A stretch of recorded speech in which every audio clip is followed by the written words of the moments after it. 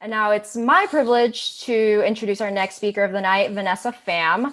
Vanessa is the co-CEO and founder of Omsom. Omsom is a CPG brand whose mission is to bring proud, loud Asian flavors into American homes. Omsom has been featured in the New York Times, Bon Appetit, Vogue, Epicurious, and many others. And for what it's worth, Omsom is definitely a staple in my home. Vanessa was also previously a consultant at Bain and has been recognized by Forbes under 30 under 30. So with that, Vanessa, I know you have some slides prepared for us and really excited to get to watch your talk and hop back on for a Q&A after. Awesome, cool. Thanks so much, Katie.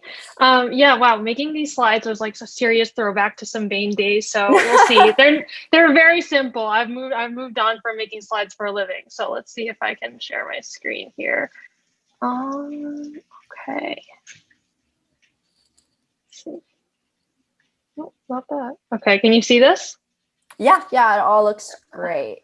Okay, cool. And then I'll just hop off video and hop back on when you're done and we can do a quick Q&A. Okay, cool, Katie. Awesome. Thank you. Hi, y'all. I'm Vanessa. I am the CEO and co-founder of Omsom. I'm super excited to chat today to tell you a little bit about how I think it's best for brands to kind of approach thinking about cutting through the noise when launching. Obviously, the D2C space is super crowded these days. And something that we really took intention with at Omsom was trying to build a brand with cultural resonance. So this is like the first time I've shared a lot of this stuff. And in the last couple of days, I spent a lot of time kind of codifying a lot of things that lived in our minds. So hopefully it makes good sense, and I'm excited to answer y'all's questions at the end if it does not. So let's get started. All right, that's me. I'm Vanessa. Katie gave a little bit of background on me. I would say, yeah, my background is basically as a D2C and CPG strategist. I've always been very much a strategic thinker at Omsom. I head up a lot of different parts of the business as CEO. And I started it with my sister about 2 years ago, and it's been such a whirlwind since. A little bit more of an intro on who we are. So Omsom is a proud, loud Asian food brand that launched about 11 months ago. And we created Omsom in response to growing up and seeing products time after time that were representing Asian cultures, but were really diluted and honestly bastardized. And we hated to see the stereotypical branding of like dragons and pandas and bamboo, the diluted flavors really flattening our culture as Vietnamese Americans, and then kind of, flattening all of different Asian cultures. And so that's really why we created Omsom. And our product is a pantry shortcut that allows you to make your favorite Asian dishes in like 20, 30 minutes with just a piece, like some protein and some veggies. Very flexible, kind of has your back. And so with that background, I'd love to kind of dive in on how to cut through the noise. And I think something that's unique about Omsom is that we've grown really quickly in our first year, kind of way beyond what we expected, sold over 325,000 starters in the first 11 months in business. And I think what's really interesting is that actually about 85% of those sales have been completely organic. So we've really created this flywheel through word of mouth and press. And so what I'm sharing today is a little bit behind, kind of peeling back the layers on how we did that. So let's get started. So I would say the first and most important step to building a go-to-market strategy that helps you cut through this really busy space is being relentless about who you exist for and being very specific about that and not losing sight of that. It's not to say who your audience is the same, in your first 6 months in market as it will be in year 3 or 4. But early on, being targeted about that, being specific about that is the key to getting a critical mass within a smaller community so that you're actually creating that evangelist community and you're actually generating that buzz. If you spread out your small resources across a really large population, you're never going to really kind of get that cultural resonance because you're just going to kind of fall flat and never get that momentum. So the way we think about it is, there's a lot of great brands that have done this well. This isn't a new strategy. An example would be RX Bar. So RX Bar launched, and they focus really specifically on the CrossFit community. And you can't really scale a business across every grocery store across the US with a focus on just the CrossFit community. Some investors might even say that's niche. Many of them definitely said that about the Asian American community, which I have thoughts on. But I think that the point is you focus on a community that actually will become your ride or dies, and that will allow you then to have credibility with broader audiences. But if you don't have credibility with a small community, you're never going to have credibility or resonance with a broader community. So for Omsom, that was Asian Americans, fastest growing population, fastest growing buying power across all ethnic groups in the US. So don't forget about us. And for us, this is the community that needed our product the most. They're the ones that grew up on these flavors, know and love them, but ultimately don't have sometimes the time or energy or means to be able to creating these dishes from scratch all the time. And so in everything that we do at Omsom, we center the Asian American community.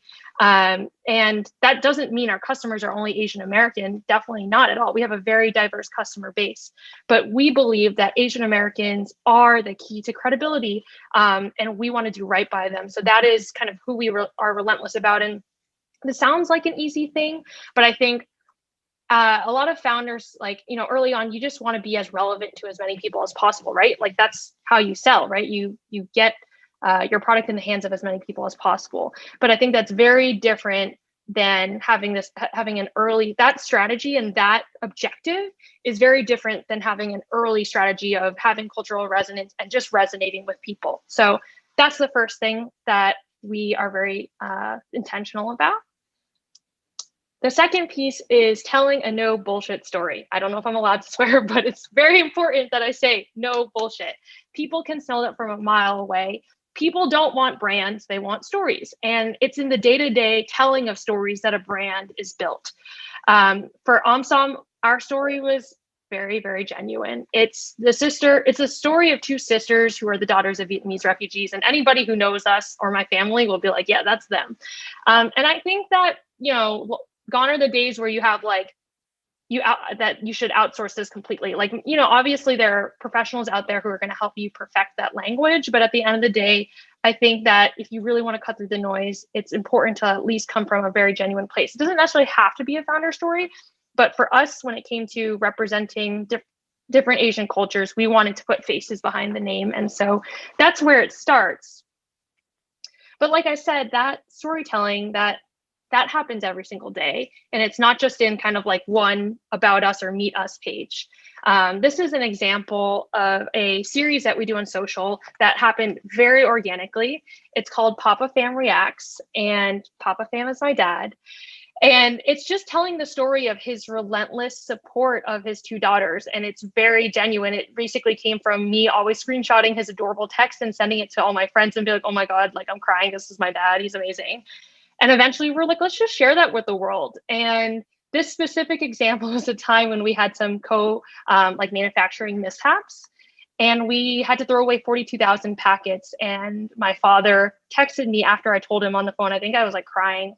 He texted me hours later and offered to hand wipe down each one of them with my mom. And so we shared that, even though that was a painful moment for me where I was really stressed about losing money and losing product, and we shared it. And that really resonated with people because, customers aren't now looking for that perfectly polished content that an agency spins out for you. They're looking for something that they can relate to or that connects with them emotionally. And I think a genuine story is the best way to do that. The third recommendation that I have is living and breathing your ethos in everything you do. So at Omsom, our ethos is actually best summarized by telling you what our name means. So Omsom in Vietnamese, Omsom, is a phrase that means noisy, rambunctious, or riotous. And it's actually something that my parents called Kim and me growing up when we were being troublemakers and being loud. And we kind of wanted to reclaim that and honestly rail against the model minority myth that Asians are submissive and docile.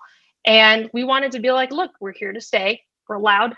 we're proud, and these are our stories, undiluted. These are our flavors, undiluted. And that's really the energy we wanted to bring. And I think if you really want to cut through the noise, you need to continue to show up in that way in all the different touch points, and across different channels, across different mediums. So many examples of that for us. If you just like go on our website, you're going to be like inundated with that type of energy. But like here you see this, this image of me and my sister, like we're having a good time, we're loud and proud. And here is some product photography where you see our visual identity. Those colors are super loud and in your face. The food styling is like kind of messy. There's like smudges. The lighting is like harsh and high contrast. And again, we're just really trying to like kind of nail that feel and that vibe. And then even in our press interviews, here's an example of an interview that we did with Business Insider. And, Kim and I just kind of show up and say what we want to say. And I remember the moment when Kim was like, yeah, I just want to give the middle finger to the model minority stereotype. And I was like, okay, damn, go off.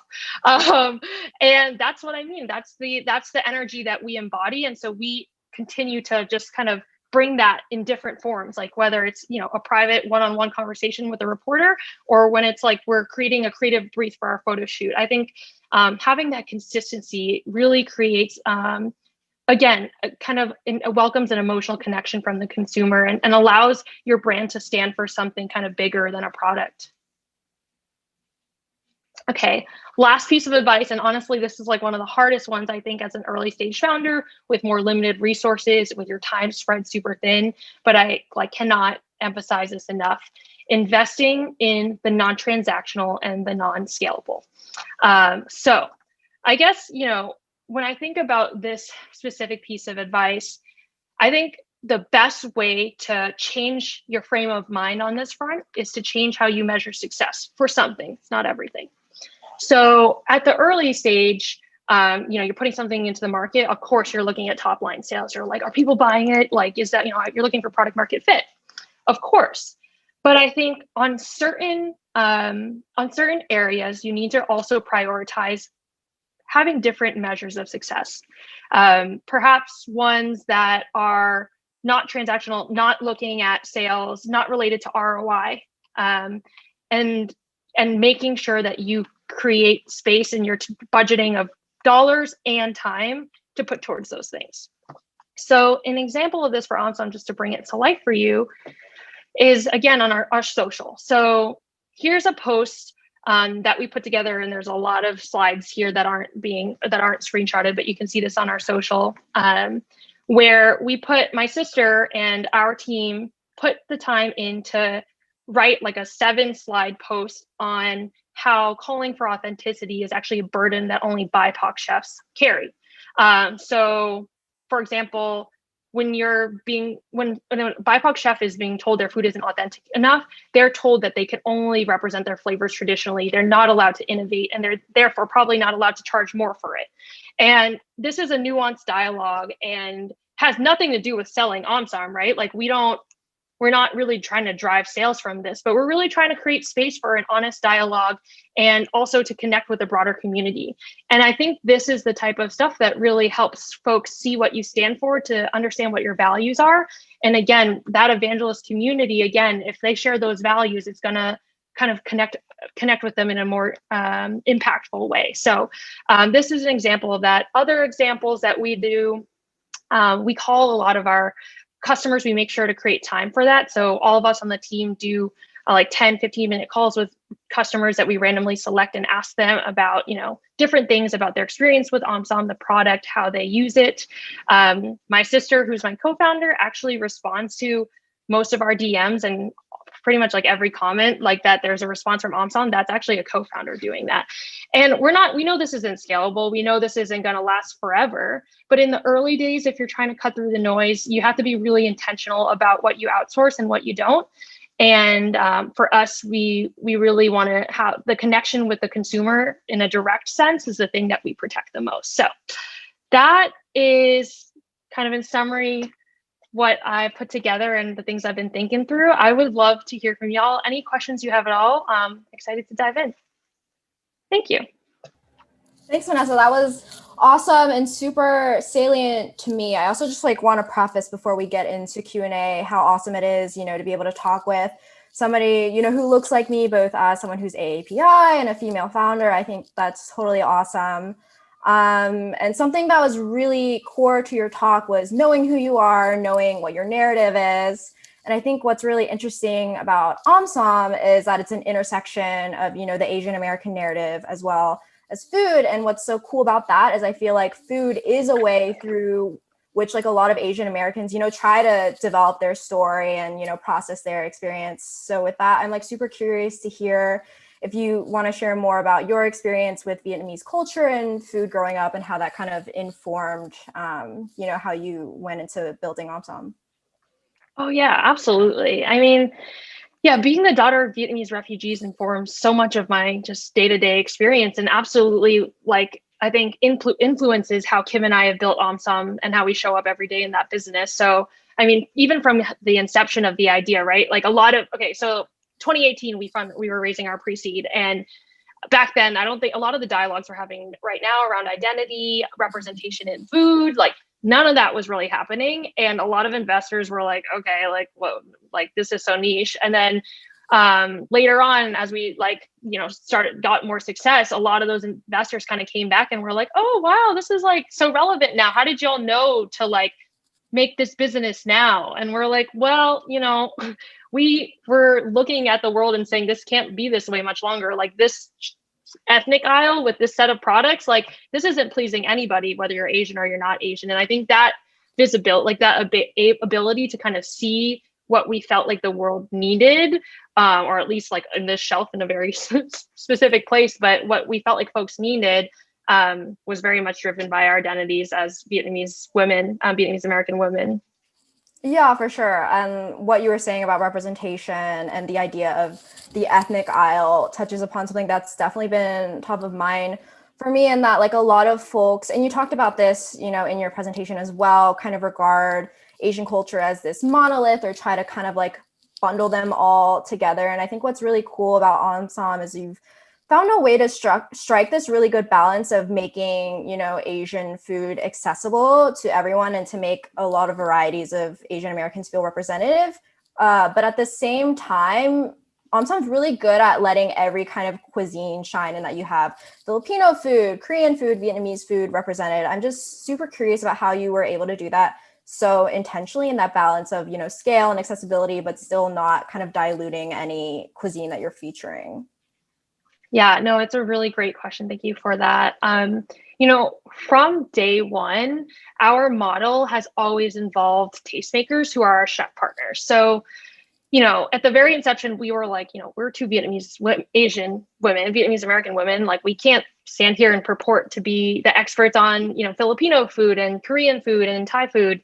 And that's exactly why we made sure to bring on these iconic chefs from each of these cuisines. So they're actually chefs of these backgrounds who grew up on these flavors and built their careers in them. And the reason we did that was because we wanted them to be the key driver of the flavors in the development process. And we really wanted to have their oversight on marketing, talking how we talk about the dish, helping us educate around the dish, all the content we create around the dishes. And then lastly, I think what's really important is equitable compensation for these chefs. So not just giving them like a one-off project fee, but really compensating them for their skills and giving them a cut of sales into the future. That's kind of the model that we put together in the very early days. And that's really where I think we've been able to, shine light on these respective dishes and these respective cuisines, because we have the involvement of people who are of that background, who are experts in those cuisines. Yeah, definitely. I really love the point you made about equitable compensation, because I feel like we hear a lot of stories about, I don't know if is it BIPOC, BIPOC. If you know the answer, let us know, because I honestly don't know what the consensus is. But we hear a lot of narratives about these folks, freelancing or participating in projects to get, exposure, and that's their compensation.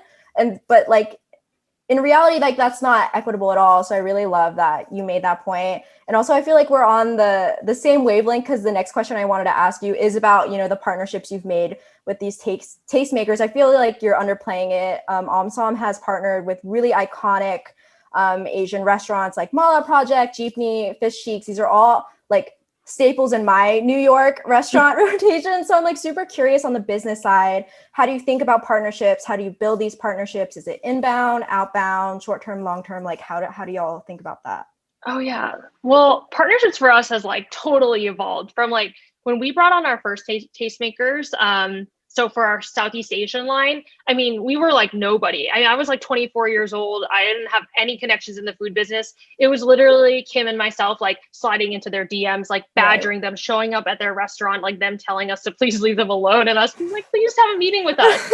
Like, and then fast forward, I guess, from then, I guess 6 months after launch, and we had an inbound partnership request from Disney. So like night and day types of kind of evolution for us. But yeah, I always go back to those days of like, yeah, we were just banging on doors, like asking people, like truly pitching them on like, hey, this is what we want to build. Will you be a part of it? And then by the time we launched our East Asian line, which was in October of 2020, that was also a lot easier. By then we also just had like friends in the food industry, and that's honestly goes such a long way in hospitality. I really think just like having credibility in the community and just like showing up and being a part of it. So yeah, it's been a huge journey. And now our partnership strategy is just very, very different. I think we will we'll continue to work with chefs. That's always a part of what we do, but we're definitely working with different types of chefs and even different types of brands. I think that we bring a very different perspective in partnerships because of our like kind of community first approach. So that's been a really exciting thing to kind of like work with household names like Disney, and then like really kind of show them and like show them how we think about things and bring our community into it. Definitely. For folks tuning in, there's a really good featured video on Madame Vo that I think just highlights how intentional Omsom is about partnerships. I also want to be mindful of time because there's a lot of audience Q&A. I would love to touch on some of them, but I also want to check in on how you're doing. I want to be mindful of your time as well. Yeah, let's do it. I'm down. Okay, cool. A question from Charmy. Sorry if I'm mispronouncing that, and I'll couple that with another anonymous question because they're kind of related. When you see a white space and have an idea, how do you actually start? What would be the first few steps to take to start a brand? And related to that, someone asked, what did it take to make you decide to go all in on your idea and quit your job if that's, a decision you had to make? And when did it make sense to kind of, go all in? Yeah, those are really great questions. So when we actually quit our jobs on a mission, which was kind of risky, but I think because I had my sister, I was down. If it was by myself, I would have never done that. But we were so passionate about this mission, about educating on the multitudes within Asian culture and reclaiming Asian flavors that we that's where we started. Which, yeah, I don't think I really would have done that otherwise for sure. But I think in terms of like turning that into a business idea, we actually did a ton of research. So like when you have an idea, I think what's really important from there is to vet that there's like a deep need for it. And not just, I think most of it is like, if you're doing anything quantitatively, it's very directional, but like qualitatively, you want to have like a gut understanding, like a really deep intuitive understanding of the problem. So we actually spoke each of us like together. We spoke to 100 people on the phone of all backgrounds, like anybody that would talk to us for 15 minutes about their relationship to cooking and eating Asian food. We spoke to them. We surveyed 200 and we actually watched 50 people cook in their kitchens. And it was through this process that we came to really deeply understand and be able to kind of codify what we think the root of the challenge of sometimes cooking Asian food is.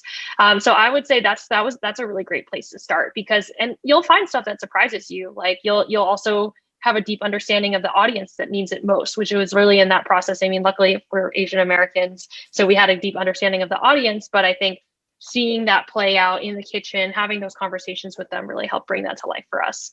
Yeah, definitely. I think research is underplayed for community-centric companies because I think the external view is like, oh, there's a company and you just found it. But it's like, no, it takes a lot of, research to make sure the need is there and to like rally the community. So I think it's really awesome that you kind of highlighted that.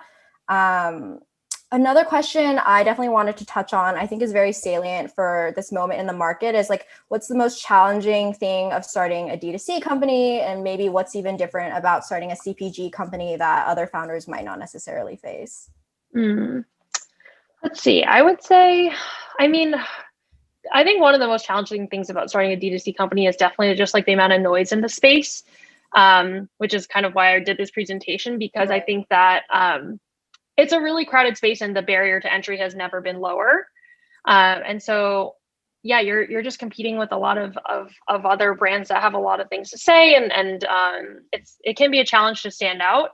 And then I also feel like in terms of CPG specifically, I would like just never ever underestimate the operational lift that goes into making food products. Like that is the backbone of the business, and it will be a huge part of your day to day as a founder. And if it's not, then I think that you're probably not involved enough to make sure things are going smoothly, and or like operationally, you're not running potentially operationally efficient enough, because you really need to have a strong purview into that, because margins with a lot of CPG products are pretty slim. So yeah, we knew that from day one when we built an idea related to food. We're like, oh God, okay, fine. Like I guess we got to do it, because we knew it was going to be a huge challenge. But the CPG space in particular, I think operationally is really difficult. And then I think fundraising early on can be a challenge too, because there's just less kind of, I would say, investors that are like excited about early stage CPG. Like pre-launch CPG is a little bit tough.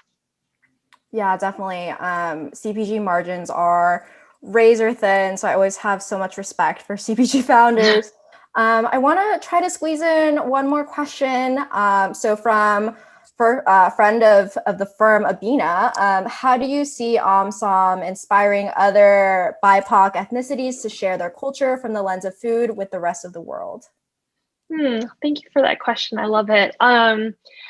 Well, I can't say that Omsom's necessarily, I can't say that Omsom's been the source of that, besides, the folks who have actually come to us and told us that, which has been super meaningful. But I definitely have a lot of like anecdotal experiences, like friends or just like DMs or emails that we get of folks that say things about how, I guess, like before having a brand that like kind of embodied this proud and loud energy, they didn't sometimes feel that there was a space for them to share their identity in a public way. And that's exactly what we're trying to like kind of rail against, is that we're trying to create space for a lot of dialogue around what it means to be Asian American, and to educate folks on all the different issues and that we experience, or all the different stories and narratives that we have. So yeah, I mean, I will continue to do that. We'll always use our platform to tell that story. And yeah, I really hope that future founders out there, or people who are building their own platforms, are thinking about using that to also kind of shine light on this broader dialogue that's being created, not just by us. There's so many incredible AAPI founders that are doing incredible work. Like Win Coffee Supply, Sanzo are some of our good friends, and also incredible founders. Yeah, definitely. That makes a lot of sense. And what's interesting about that is I found a lot of parallels in your talk to a talk by Naj Austin, the founder of Ethel's Club, a few months ago at Design Driven. So a lot of parallels in, how to uplift minority voices, which is super awesome. I know we're a little bit over, so I want to give the last, second to let you plug Omsom. Where can people find you? There's obviously a lot of questions for you in the chat. So, where can people find you? What do you want to plug? Just giving the space to you. Yeah, absolutely. Well, thanks so much for taking the time, everybody. You can find us and learn about us on our website, which is omsom.com. You can follow us at Omsom. There's a lot of, I really recommend like following us, and just like, even if you're, not much of a cook yourself or something, there's just a lot that we put on there that I think can help folks like start to learn more about Asian culture, or some of the things that I guess like, certain issues and dialogues around Asian food. And then my personal IG is at Vanessa Pham. My DMs are open, and I try to respond to folks especially folks that have questions related to like running a business. Like, yeah, it's always a challenge. So we definitely need to pay it forward. Yeah, definitely. Well, thank you so much, Vanessa, for taking the time and for such a salient talk. I want to let you go because I'm sure you're very busy. And